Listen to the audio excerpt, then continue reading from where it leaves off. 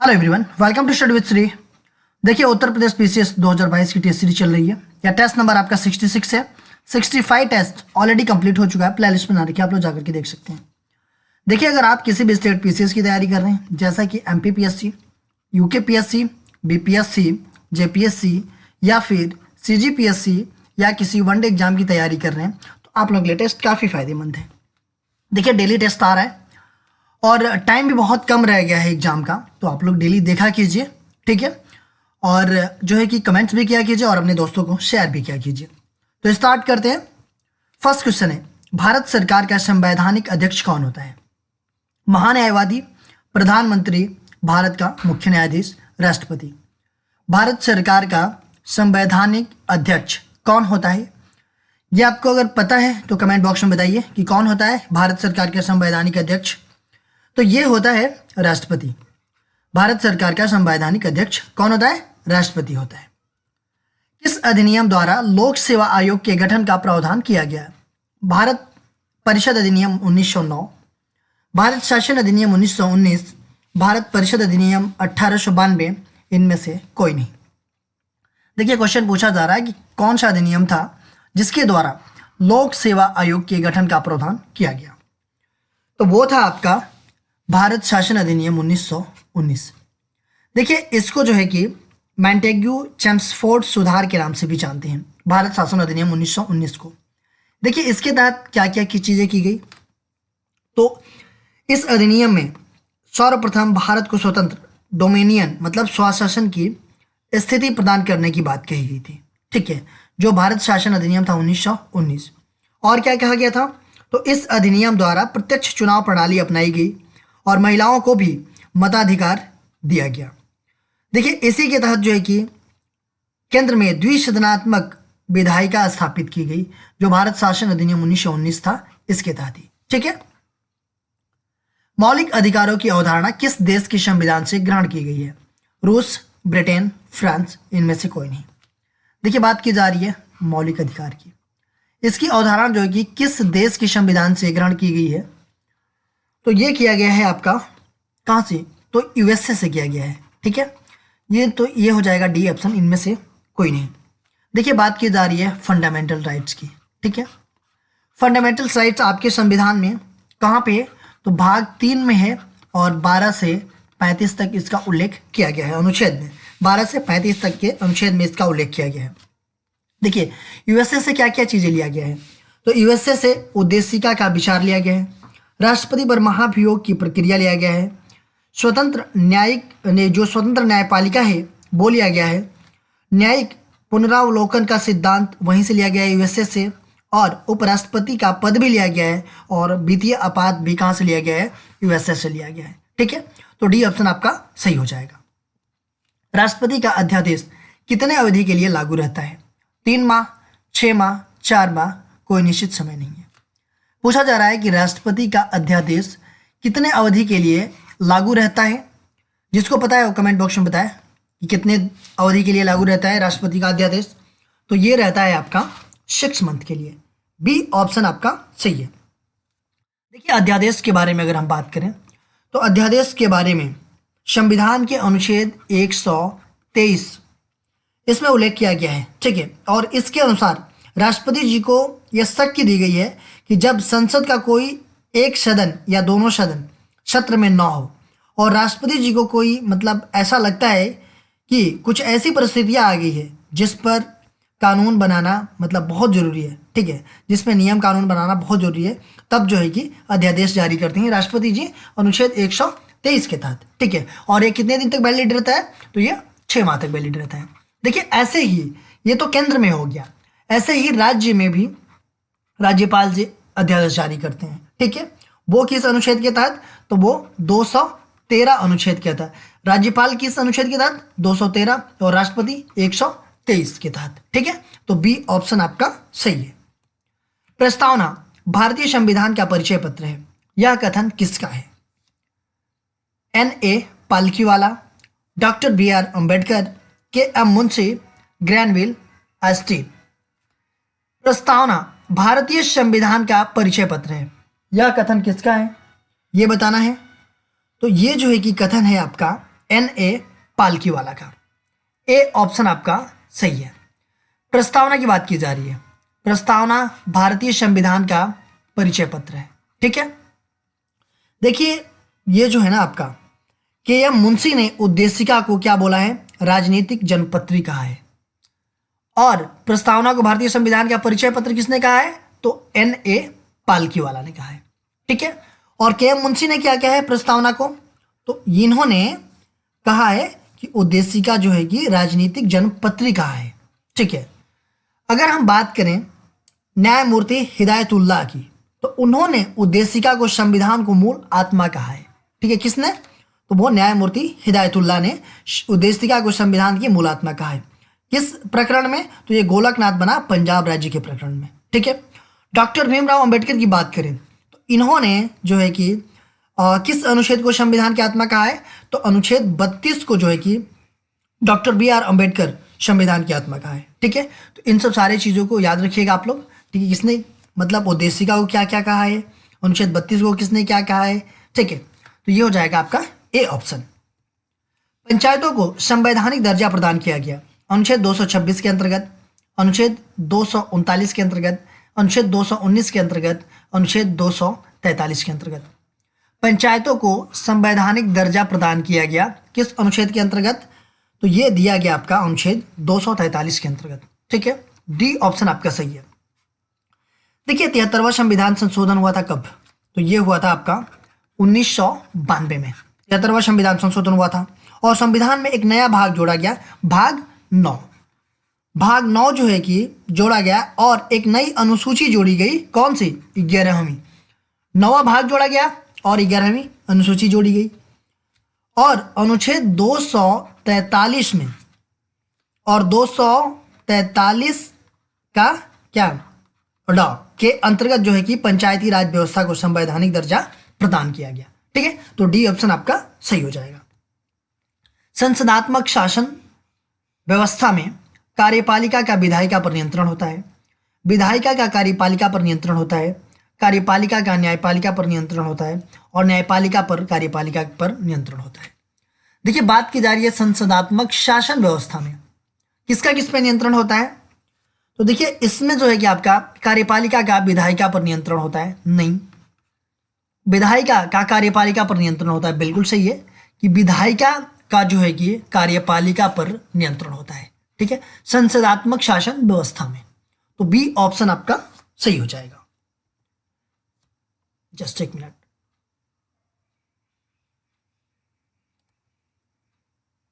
संविधान के किस प्रावधान द्वारा अस्पृश्यता का उन्मूलन किया गया है, अनुच्छेद 14, अनुच्छेद 17, अनुच्छेद 21, अनुच्छेद 19।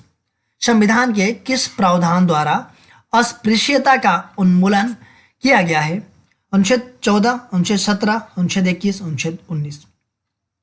तो किस प्रावधान के द्वारा जो है कि इसका उन्मूलन किया गया है, तो वो है आपका अनुच्छेद 17। बी ऑप्शन आपका सही है। देखिए ये जो है कि शब्द जो है ना अस्पृश्यता, इसके बारे में अगर हम बात करें तो इसका मतलब है कि छुआछूत से है। ठीक है, पहले बड़े जाति के लोग क्या करते थे कि छोटी जात के लोगों को छूते भी नहीं थे, मतलब टच भी नहीं करते थे, यहाँ तक कि उनकी परछाई पर पड़ जाती थी तो वो जो है कि क्या करते थे, वो अशुद्ध हो जाते थे परछाई पड़ने से ही, और उनको गंगा जल से स्नान करना पड़ता था। लेकिन आज के डेट में ऐसा कुछ नहीं है। ये जो है कि अगर कोई ऐसा करता है तो ये दंडनीय अपराध है अनुच्छेद 17 के तहत।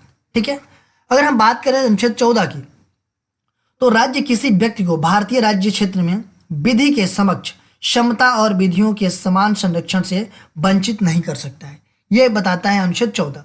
अनुच्छेद 21 क्या बताता है, प्राण एवं दैहिक स्वतंत्रता का संरक्षण करता है। और अनुच्छेद 19 क्या कहता है, तो ये कहता है स्वतंत्रता का अधिकार के बारे में ये वर्णन करता है। ठीक है, तो इसमें हो जाएगा आपका बी ऑप्शन। भारत में निम्नलिखित में से किसके अंतर्गत पंचायती राज प्रणाली की व्यवस्था की गई, चुनाव आयोग अधिनियम, मौलिक कर्तव्य, मौलिक अधिकार, राज्य के नीति निर्देशक सिद्धांत। भारत में किसके अंतर्गत पंचायती राज प्रणाली का व्यवस्था की गई है, तो ये किया गया है आपका किसके अंतर्गत, तो ये राज्य के नीति निर्देशक सिद्धांत के अंतर्गत। देखिए अगर हम बात करें राज्य के नीति निर्देशक सिद्धांत, तो ये जो है कि भाग 4 में आपका 36 से 51 तक इसके बारे में वर्णन किया गया है। ठीक है। और संविधान का अनुच्छेद जो 40 है ये जो है कि राज्यों के लिए ग्राम पंचायतों के संगठन का प्रावधान करता है। ठीक है। निम्नलिखित में से किसकी संस्तुति पर भारतीय संविधान में मूल कर्तव्य शामिल किया गया? बलवंत राय मेहता समिति की, अयंगर समिति की, स्वर्ण सिंह समिति की एंड ठक्कर समिति की। क्वेश्चन पूछा जा रहा है कि किसकी संस्तुति पर भारतीय संविधान में मूल कर्तव्य फंडामेंटल ड्यूटी की बात की जा रही है कि शामिल किया गया किसकी संस्तुति पर? जिसको पता है वो कमेंट बॉक्स में मुझे बताएं कि किसकी संस्तुति पर इसका शामिल किया गया। तो ये किया गया आपका किसके? स्वर्ण सिंह समिति की सिफारिश पे। सी ऑप्शन आपका सही है। देखिए इनकी संस्तुति पर आधारित जो है कि संविधान में भाग जो है कि 4 का ए के तहत जो है कि अनुच्छेद 51 का ए जो है कि जोड़ करके किया गया। और ये कब जोड़ा गया? तो ये किया गया आपका 42वां संविधान संशोधन हुआ था कब? 1976 में।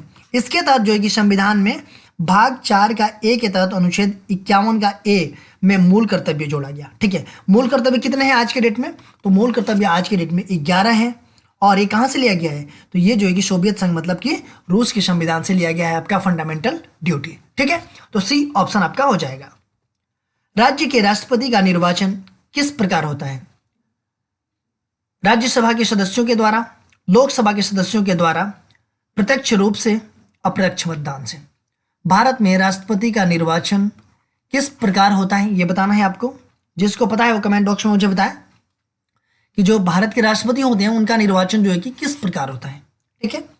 तो उनका निर्वाचन जो है कि अप्रत्यक्ष मतदान से होता है। डी ऑप्शन आपका सही है। देखिए भारत के राष्ट्रपति का निर्वाचन जो है कि अनुपातिक प्रतिनिधित्व पद्धति के अनुसार एकल संक्रमणीय मत प्रणाली के द्वारा होता है। और ऐसे निर्वाचन में क्या होता है कि मतदान क्या होता है? गुप्त होता है। ठीक है। देखिए अनुच्छेद 54 के अनुसार राष्ट्रपति के इलेक्शन में कौन कौन भाग लेता है? तो राष्ट्रपति के इलेक्शन में संसद के दोनों सदन मतलब कि लोकसभा, राज्यसभा प्लस और कौन लेता है? जो कि विधायक होते हैं, विधानसभा के निर्वाचित सदस्य होते हैं, वो जो है कि राष्ट्रपति के निर्वाचन में भाग लेते हैं। कौन कौन? मतलब लोकसभा, राज्यसभा और विधानसभा के निर्वाचित सदस्य जो है कि राष्ट्रपति के इलेक्शन में भाग लेते हैं। तो डी ऑप्शन आपका हो जाएगा। जस्ट एक संविधान के निम्नलिखित अनुच्छेदों में से किस एक के अंतर्गत संघ की कार्यपालिका शक्तियां राष्ट्रपति में निहित है? अनुच्छेद 51, अनुच्छेद 52, अनुच्छेद 53, अनुच्छेद 54। संविधान के निम्नलिखित अनुच्छेदों में से किस एक के अंतर्गत संघ की कार्यपालिका शक्तियां राष्ट्रपति में निहित है? तो वो है आपका कौन सा? तो यह है अनुच्छेद 53 के तहत। सी ऑप्शन आपका सही है। देखिए संघ की कार्यपालिका शक्ति राष्ट्रपति में निहित होगी, अनुच्छेद 53 में बताया गया है। ठीक है। जिसका प्रयोग वह जो है कि प्रधानमंत्री और मंत्रिपरिषद की सलाह पर करेगा। ठीक है। किसी किसी सलाह पे? तो प्रधानमंत्री और मंत्रिपरिषद की सलाह पे करेगा। तो सी ऑप्शन आपका सही है। भारत की संसद के संबंध में निम्नलिखित में से कौन सा कथन सही नहीं है? संविधान में एक संसदीय प्रणाली की सरकार का प्रावधान है। संसद का सर्वप्रमुख कार्य है मंत्रिमंडल का प्रावधान करना। मंत्रिमंडल को लोकप्रिय सदन में बहुमत का विश्वास प्राप्त रहना चाहिए एंड मंत्रिमंडल की सदस्यता निम्न सदन तक सीमित है। इसमें जो है कि सही नहीं है पूछा जा रहा है। भारत की संसद के संबंध में संविधान में एक संसदीय प्रणाली की सरकार का प्रावधान है। बिल्कुल सही है कि संविधान में संसदीय प्रणाली की सरकार का प्रावधान है। संसद का सर्वप्रमुख कार्य है मंत्रिमंडल का प्रावधान करना। ठीक है। मंत्रिमंडल को लोकप्रिय सदन में बहुमत का विश्वास प्राप्त होना रहना चाहिए, यह भी सही है। मंत्रिमंडल की सदस्यता निम्न सदन तक सीमित है।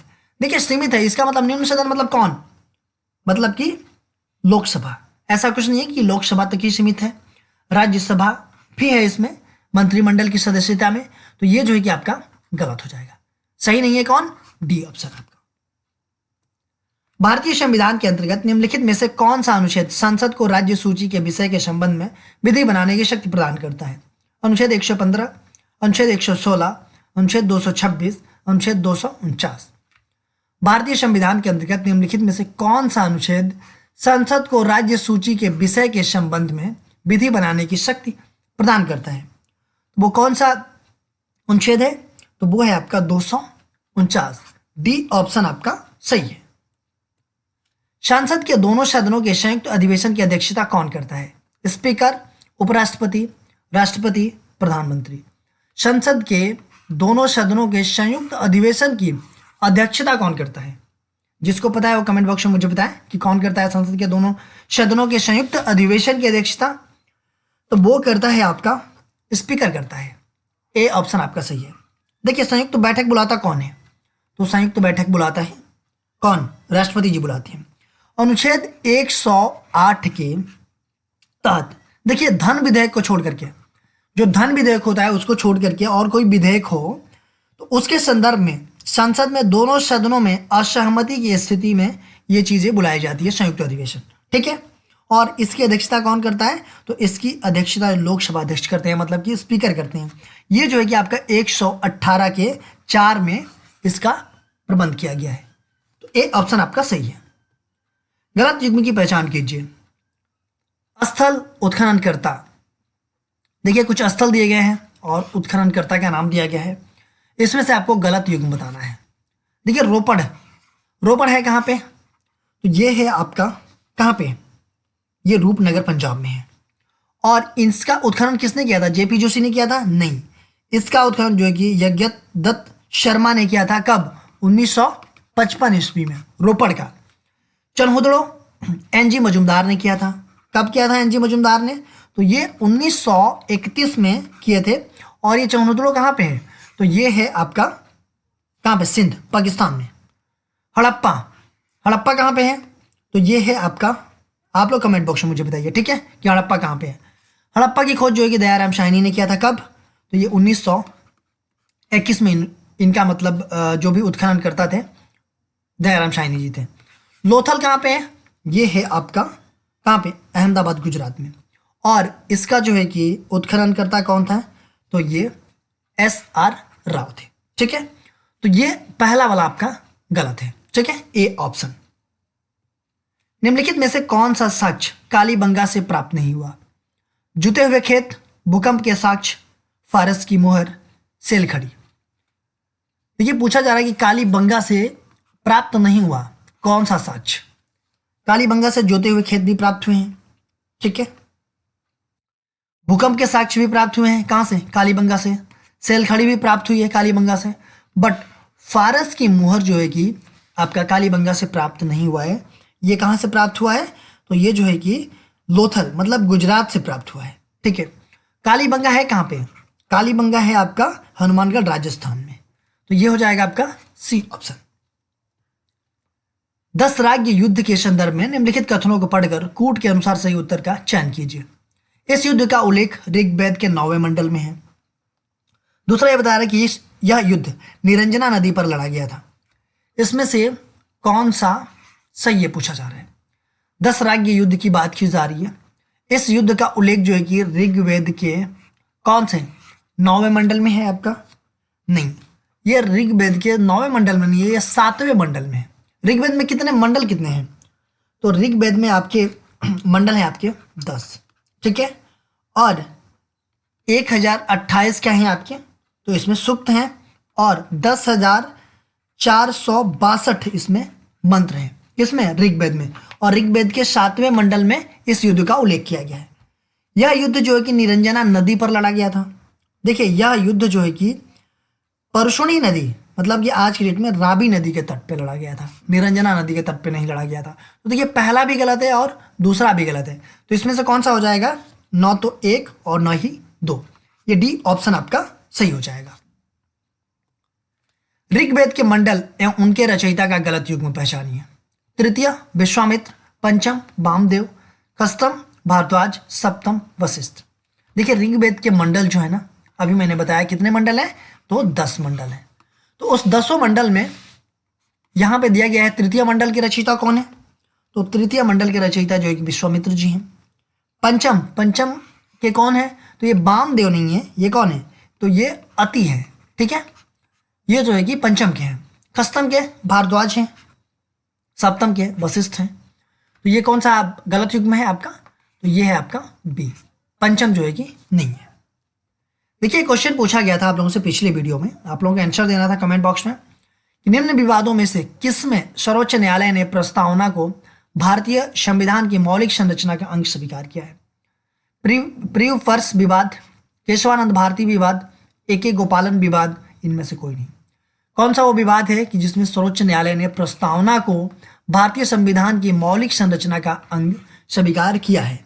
तो वो है आपका केशवानंद भारती का विवाद। ये जो है कि आपका 1973 का है केशवानंद भारती का विवाद। तो ये बी ऑप्शन आपका सही हो जाएगा। आज का क्वेश्चन देख लेते हैं। आज का क्वेश्चन है आपका बौद्ध संगीतियां व उनके आयोजन स्थल का गलत युग्म पहचानिए। प्रथम श्रावस्ती में, द्वितीय वैशाली में, तृतीय पाटलिपुत्र में, चतुर्थ कुंडलबन में। देखिए जो बौद्ध संगीतियां हुई थी उनका आयोजन कौन सा है और उसका स्थल, इसका गलत युग्म पहचानना है आपको। इसका आंसर जो है कि मैं नेक्स्ट वीडियो में आप लोगों को बताऊंगा। देखिए अगर इंस्टाग्राम पे हमें फॉलो करना चाहते हैं तो यहाँ भी कर सकते हैं। यहाँ पे हमारी आईडी है स्टडी विद श्री 25। फेसबुक पे एक मेरा पेज है स्टडी विद श्री के नाम से, और फेसबुक पे एक मेरा ग्रुप है UPPCS 2022, और ये टेलीग्राम का लिंक है। इन सब सारे जगहों पे कनेक्ट हो जाइए। इन सब सारे जगहों पे स्टडी से रिलेटेड चीज़ें पोस्ट की जाती है जिससे आप लोगों को फायदा पहुँच सकते हैं। दोस्तों वीडियो अच्छी लगती है तो आप लोग लाइक किया कीजिए, कमेंट्स किया कीजिए, अपने दोस्तों में शेयर किया कीजिए। अगर वीडियो अच्छी नहीं लगती है तो आप लोग डिसलाइक कर दिया कीजिए, और कमेंट बॉक्स में मुझे बताया कीजिए कि डिसलाइक क्यों किया। वीडियो देखने के लिए धन्यवाद।